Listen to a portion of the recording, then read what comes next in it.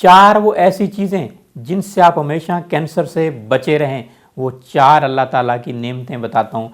पहले नंबर पर है लहसुन, और लहसुन जो है कैंसर का एक बेहतरीन मुजर्रब इलाज भी है।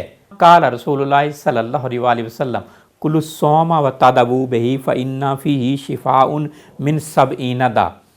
हज़रत मौला अली फरमाते हैं, हजूर सल्लल्लाहु अलैहि वसल्लम ने फरमाया, लहसुन खाओ और इससे इलाज करो, क्योंकि ये 70 बीमारियों के लिए शिफा है, और 70 बीमारियों में ख़तरनाक मर्ज़ कैंसर भी है।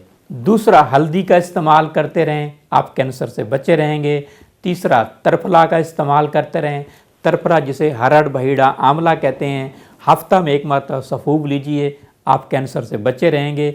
चौथा, तिरकुटा है, तिरकुटा जिसे कहते हैं सूंड, काली मिर्च और फिलफिल दराज, ये भी हफ्ता में आप लेते रहिए 1 आध मरतबा, तो आप कैंसर जैसे ख़तरनाक मर्ज़ से बचे रहेंगे। अब मैं इख्तिताम की तरफ जाता हूँ। वो इलाज जिनसे लोगों को शिफा हुई वो 2 हैं। एक तो गाजर, बहुत सारे मरीज़ों ने मुझे बताया कि हम गाजर से ठीक हुए।